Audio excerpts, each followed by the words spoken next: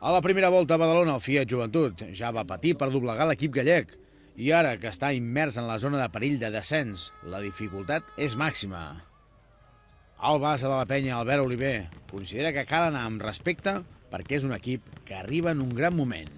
Sí, un partit molt complicat, no? Allà a Obradoiro, un partit que, que ens agrada jugar perquè el pavelló està ple, perquè hi ha un ambient molt gran, però també és veritat que estan jugant molt bé, no? Han sigut capaços de guanyar Màlaga fora, de guanyar Vitòria a casa, de començar molt malament contra el Barça, al camp del Barça per competir, o sigui que sabem que serà un equip molt complicat i que, hi juguen molt, no?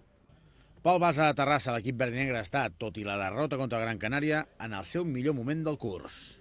Jo crec que estem en un molt bon moment, no? Està clar que hem tingut tot online, hem tingut temporades també bones però que no han guanyat partits, com va passar tres derrotes seguides fora a la pròrroga, que no guanyes, però sí que és veritat que les coses les fas bé moltes vegades, no?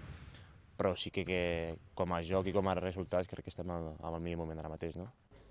El tècnic Salva Maldonado encara no podrà comptar amb Eulis Baez, que continua lesionat, però sí que ho farà amb Norel, que ha pogut viatjar amb els problemes ja totalment superats a l'espatlla.